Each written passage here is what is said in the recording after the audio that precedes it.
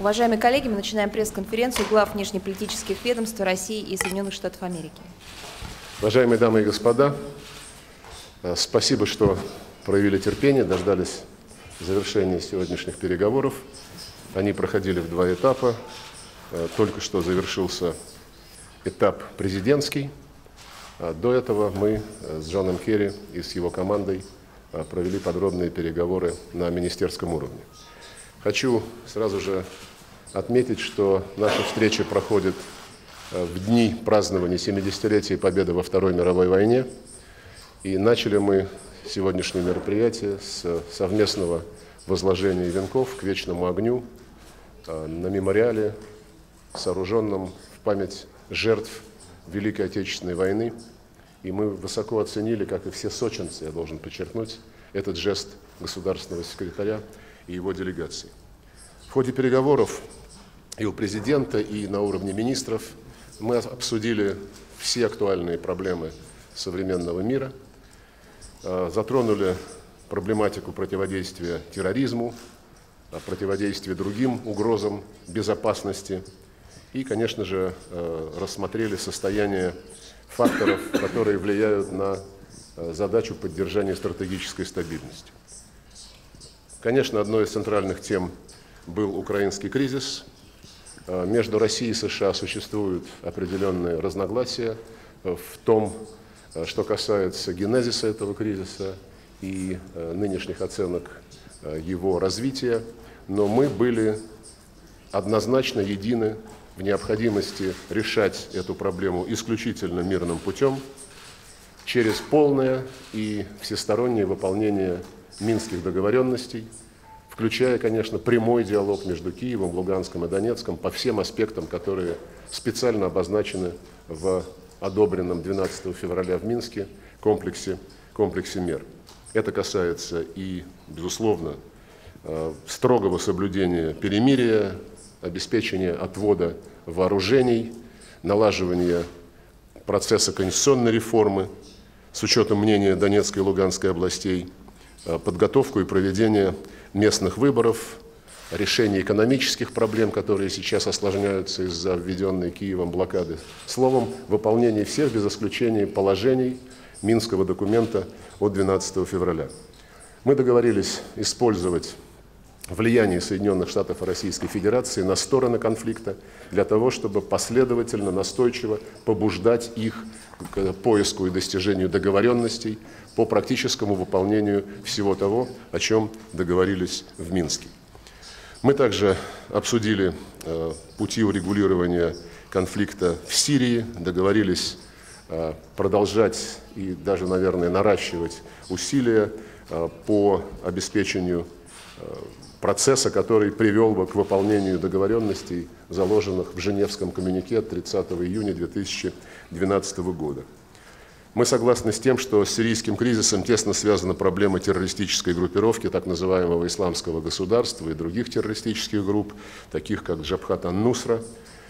Эти группировки набрали силу, продолжают распространять свое влияние, создавая угрозы во всем ближневосточном регионе, но и даже за его пределами.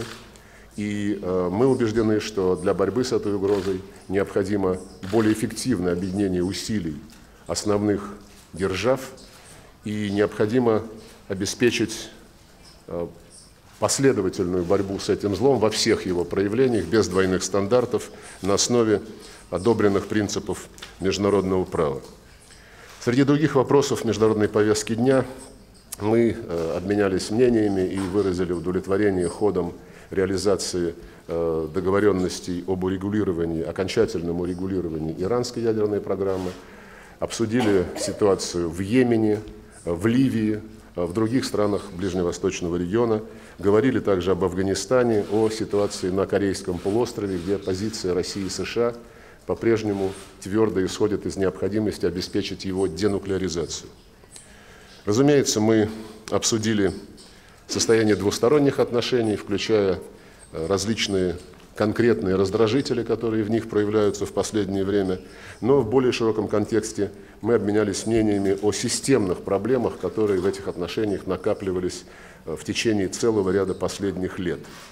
Мы не во всем сошлись в оценках на переговорах, но сегодняшние встречи позволили лучше понять друг друга.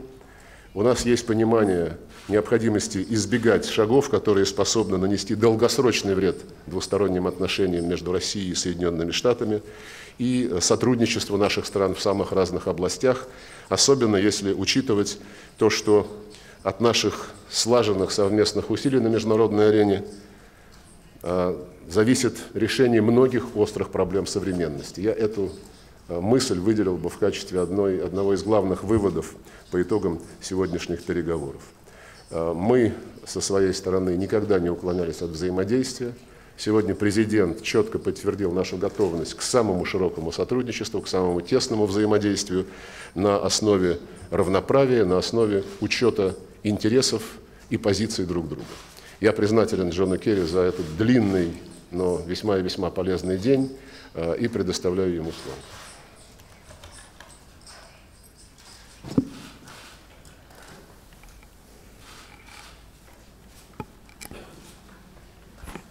Well, thank you very much, Foreign Minister Lavrov, Sergey. I greatly appreciate your comments just now, and I agree with your summary of the day.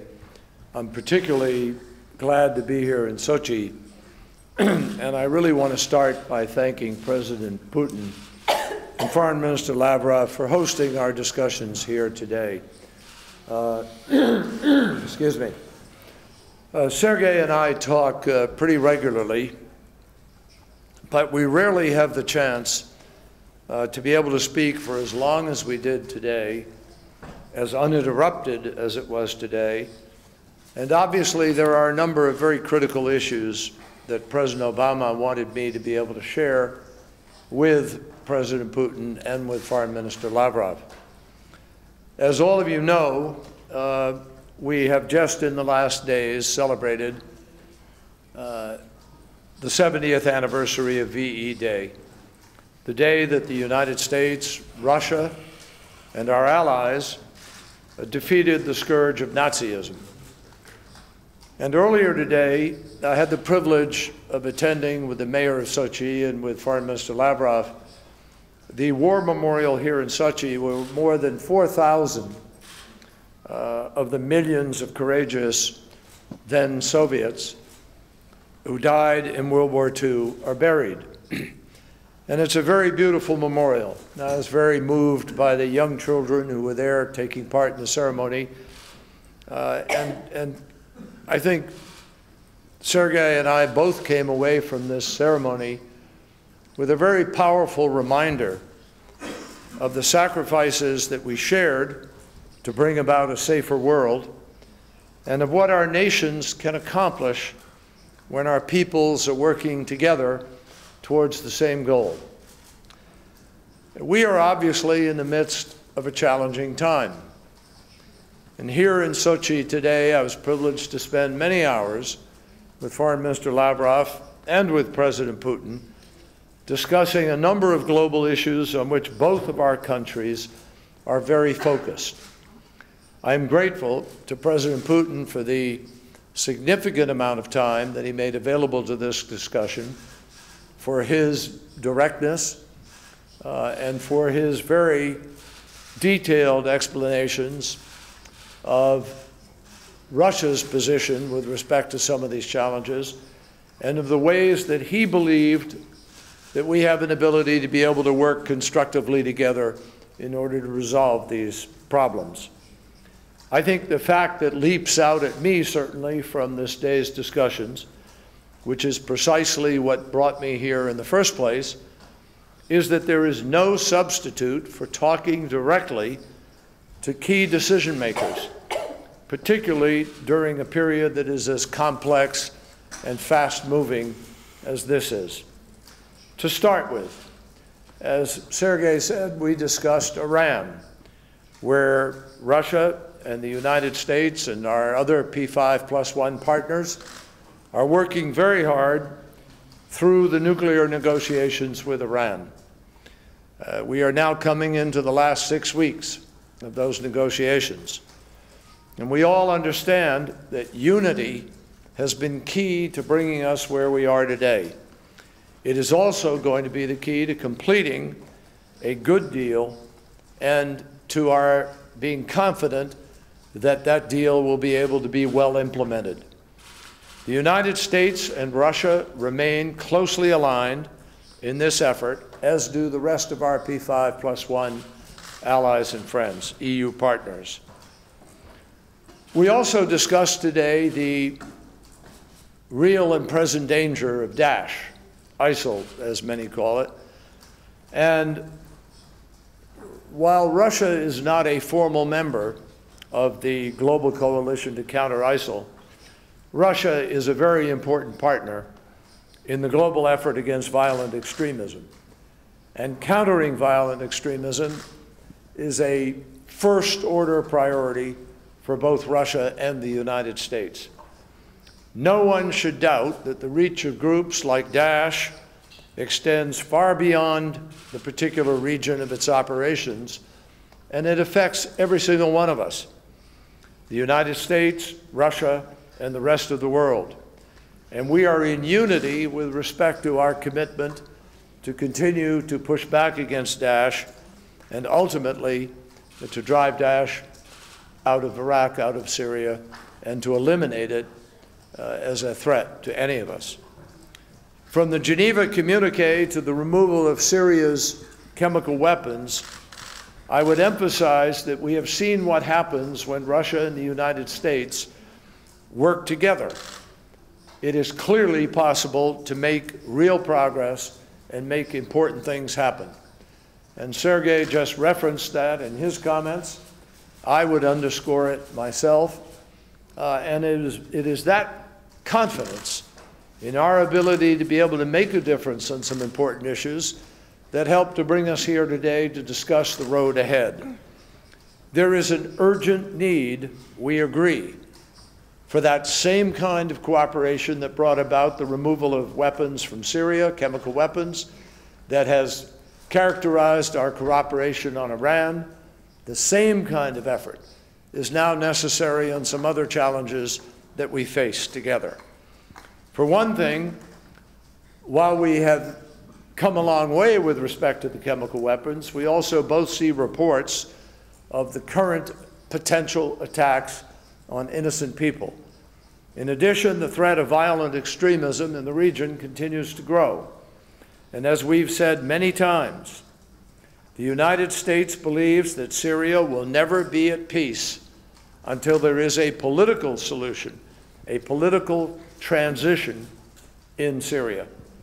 What we need is that political outcome, and negotiated by and for Syrians, and supported and facilitated by key external powers. So today we discussed at some length how the United States and Russia might work together on this in the days ahead, and Foreign Minister Lavrov and I agreed to examine specific concepts, but more importantly, to continue that conversation in the coming weeks with increased focus and purpose. We also discussed other regional issues, Libya, Yemen, and President Obama's upcoming summit with the GCC countries. And of course, we did spend time on Ukraine, as Sergei has mentioned.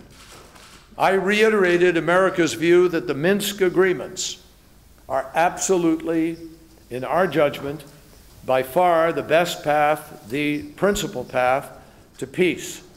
And those agreements must be fully implemented. The sooner, the better.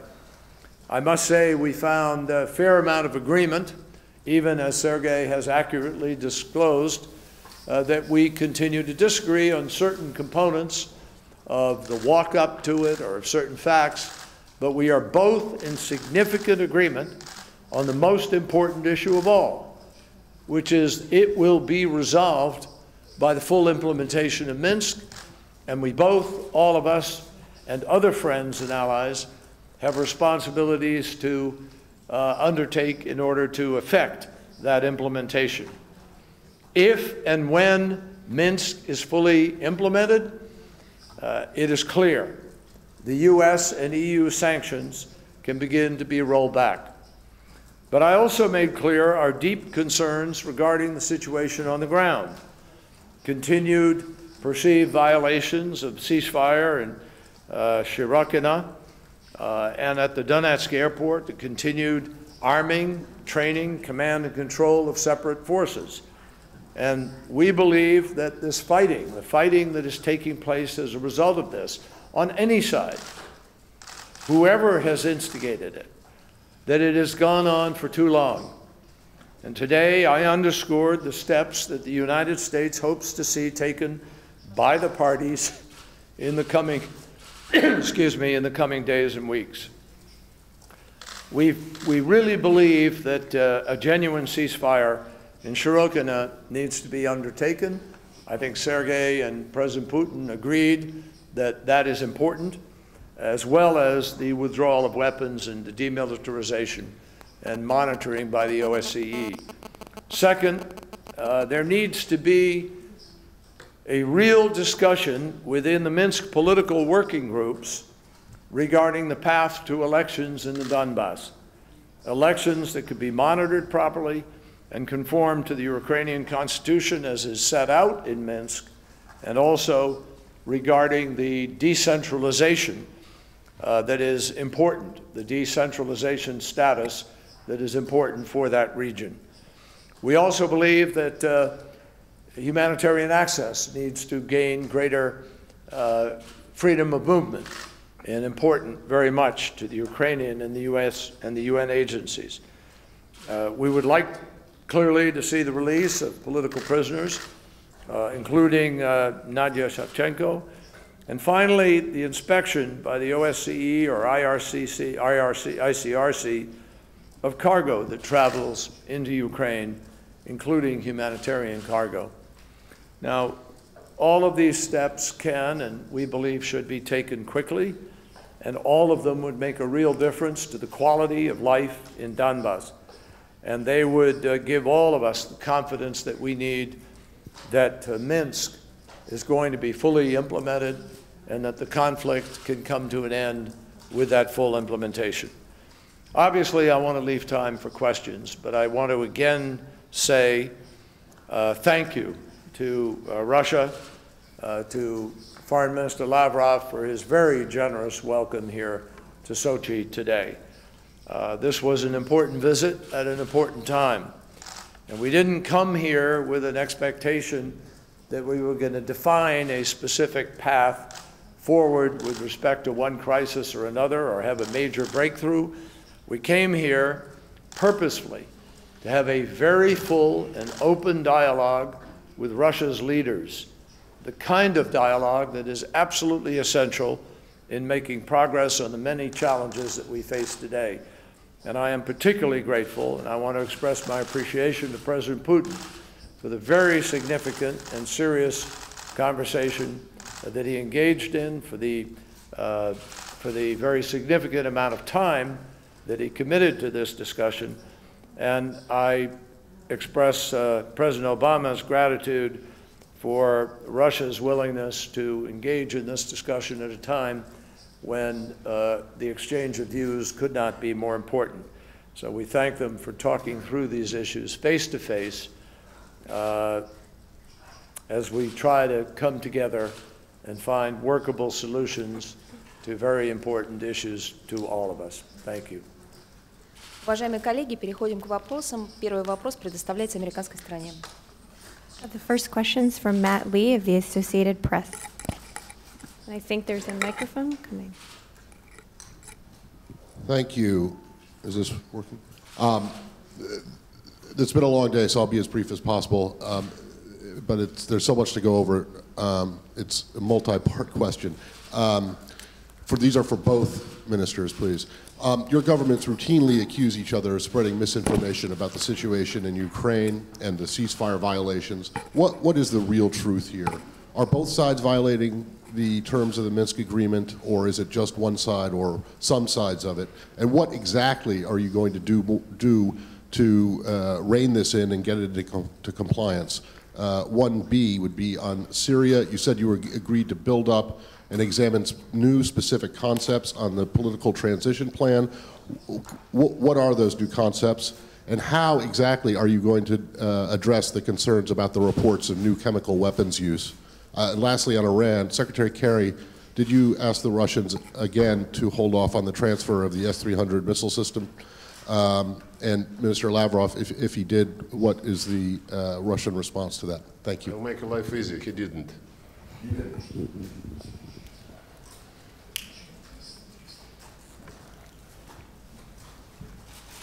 I'll begin with the last first. I think it is known that we have concerns about the transfer of the S-300.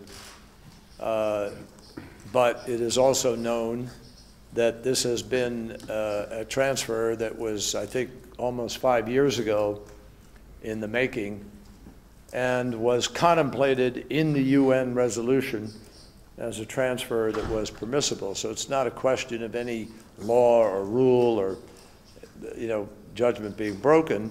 It's a question of timing in our judgment, as well as impact. But we have already talked about it previously, and we did not go into it today. With respect to the issue of violations, et cetera, my sense is, Matt, that we've had that conversation today. We've talked about the perceptions of violations. What's important is now to make sure that both sides are making the choices to move forward in implementing the Minsk agreement in its full measure.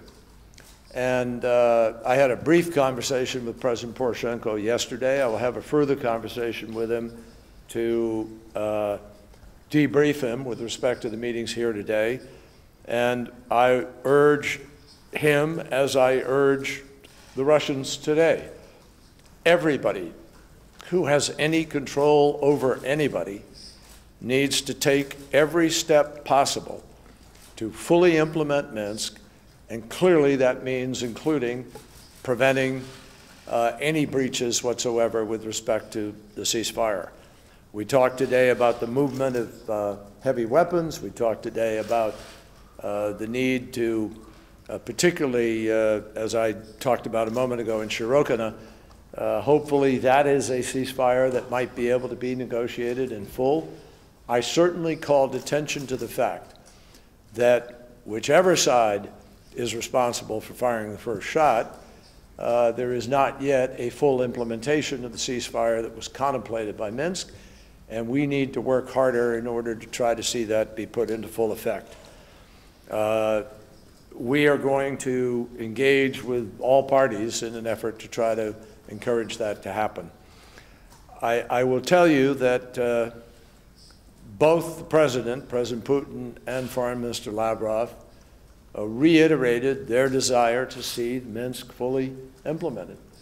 And we talked about ways in which we might be able to accelerate that and break down some of the mistrust on both sides, which has prevented that from happening. With respect to Syria, I'm not going to go into any details about the conversation, except to say that we both understand and fully accept the degree to which the situation in Syria is increasingly not only unsustainable, but dangerous for the region. We both agree that the rise of Daesh within Syria and the increased efforts of other extremist groups threatens not only the Assad regime itself, but threatens the region as a consequence, and that it is even more urgent for all of us to find willing partners who are prepared to do what is necessary to be able to implement the principles of Geneva, which are a transition to a government that can be secular, maintain the institutions of the state, and transition to peace and stability, protecting all of the minorities and all of the people of Syria simultaneously. That's the goal, and we intend to redouble our efforts jointly in order to try to reach it. On the CW, we talked about exchanging specific information regarding the current situation, which we will do, and subsequent to that, we'll see what our mutual observations are about that information and what steps might be appropriate. Я с своей стороны хотел бы сказать следующее. Я согласен с Джоном о том, что нарушения режима прекращения огня продолжаются.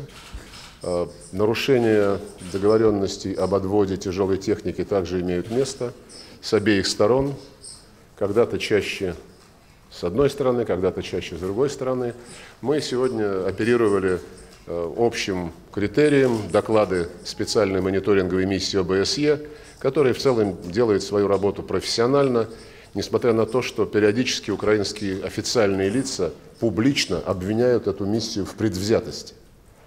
Думаю, что такое поведение неадекватно задачам выполнения минских договоренностей. Надеемся, что украинские власти сделали соответствующие выводы после тех обращений, которые руководство ОБСЕ предприняло в связи с подобного рода голословными утверждениями. Есть еще один механизм.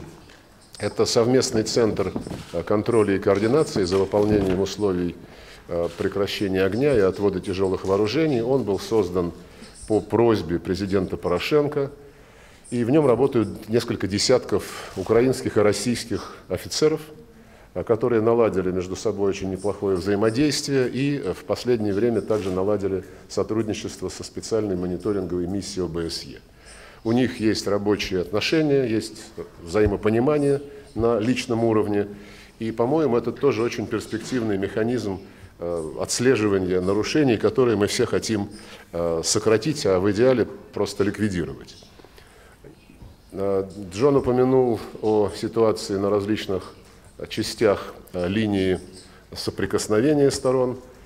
Мы предпочли бы, чтобы это была линия разъединения. Но в том, что касается Широкина, о котором сейчас много говорят, в ходе подготовки к встрече контактной группы и ее рабочих подгрупп 6 мая в Минске были разработаны проекты документов. Один касательно демилитаризации в районе Широкина, и второй, уже по российской инициативе был подготовлен предложение о том, чтобы дополнить минские договоренности согласием отвести не только тяжелые вооружения калибром более 100 мм, но также танки, вооружения калибром менее 100 мм, включая минометы.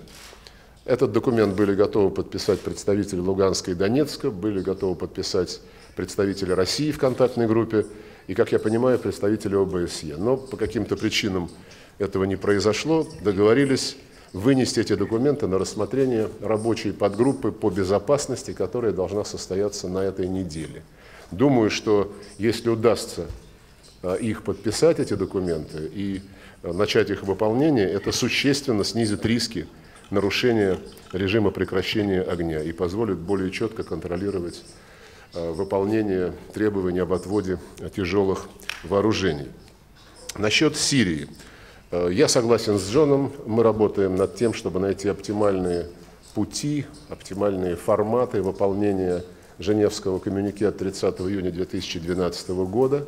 Ключевым в этом коммюнике является задача решать все проблемы через прямой диалог всех сирийских сторон и достигать договоренности о необходимых реформах, о транзите, так сказать, о переходе на основе общего согласия сирийских сторон. Мы всячески старались стимулировать работу в этом направлении. После того, как 2 года назад в Монтрео состоялась конференция, за которой последовали женевские переговоры между делегацией правительства Сирии и делегацией национальной коалиции, стало ясно, что для успеха этих упражнений необходимо обеспечить представительность делегаций оппозиции. Не только национальной коалиции, но и многочисленных других оппозиционных групп, прежде всего тех, которые находятся внутри Сирии, но также и многих групп, составленных из мигрантов, которые не входят в национальную коалицию.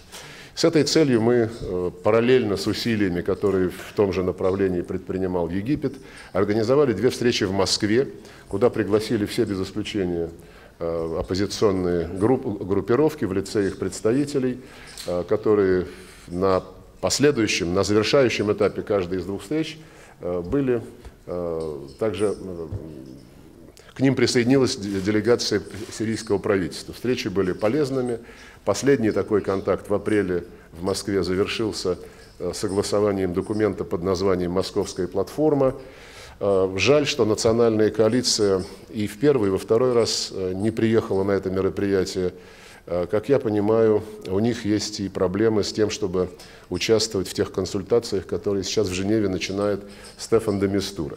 Поэтому у нас здесь очень близкие позиции с Соединенными Штатами. Мы убеждены, что процесс должен возглавляться самими сирийцами, что этот процесс должен быть репрезентативным, но учитывая противоречия внутри оппозиционных групп и между ними, очень важно, чтобы все внешние игроки, которые имеют влияние на ту или иную группировку, подталкивали их в направлении начала переговоров на основе Женевского коммюнике от 2012 года с целью его полного выполнения. Это требует, помимо работы по линии ООН с различными сирийскими отрядами, группами, это требует и задействования потенциала внешних игроков.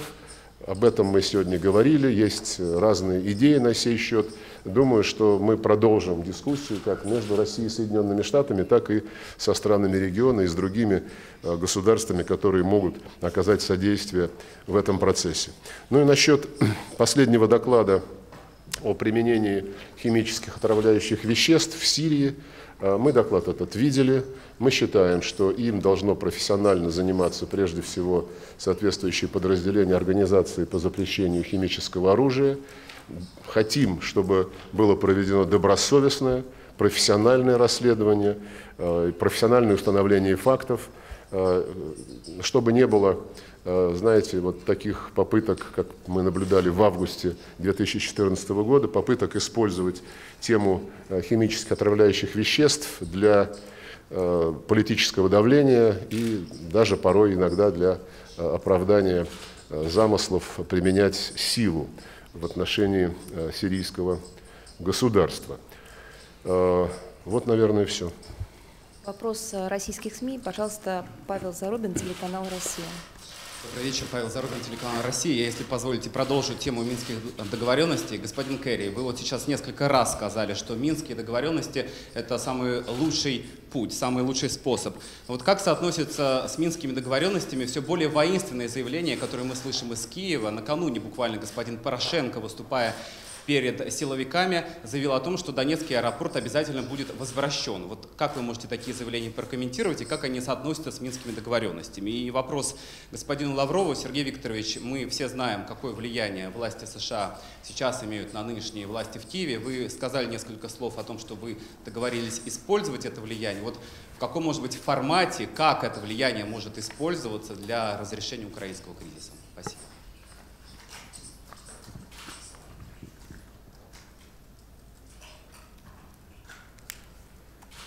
Well, thank you very much. I have not had a chance. I have not read the speech. I haven't seen any context. I have simply heard about it in the course of today. But if indeed President Poroshenko is advocating an engagement in a forceful effort at this time, we would strongly urge him to think twice not to engage in that kind of activity, that would put Minsk in serious jeopardy, and we would be very, very concerned about what the consequences of that kind of action at this time may be. Now, it may be he was talking about in the long term, he may have been talking about the context of the final resolution or settlement. I don't know the answer to that. But I do know that resort to force by any party at this point in time would be extremely destructive at a moment when everyone has brought together the working groups. The working groups have met, and the working groups have an ability to try to provide a path forward on all of those issues that many of us have been concerned about over the course of the last months. My strongest urging would be for everybody to give the working groups their effort, to stay invested in the Minsk agreement, to continue to push for the political resolution, and to hold back anybody from engaging in self-help through force. Я хотел бы полностью солидаризироваться с тем, что сейчас сказал Джон Керри в отношении пагубности любых попыток возвращаться к силовому сценарию. И отвечая на второй вопрос, сразу хочу подтвердить вновь, в очередной раз, непреложность выполнения минских договоренностей в полном объеме. И в этом Россия и Соединенные Штаты абсолютно согласны. И мы сегодня действительно договорились делать все, чтобы этот процесс активизировать, по возможности ускорять. Какими конкретно формами можно пользоваться в этой ситуации? Ну, наверное, я ограничусь тем, что скажу, что есть контакты у разных стран и с властями в Киеве, и с представителями провозглашенных Донецкой и Луганской республик. Мы договорились сегодня, встречаясь со всеми, от кого зависит выполнение минских договоренностей, в любом их разрезе, мы будем бить в одну точку, что все то, о чем записано в документе 12 февраля, нужно добросовестно, неукоснительно выполнять. Ну а методы могут быть самые разные, формы могут быть самые разные. Мы в курсе дипломатических механизмов, будем их использовать. Уважаемые коллеги, на этом завершаем пресс-конференцию. Большое спасибо за участие. Спасибо.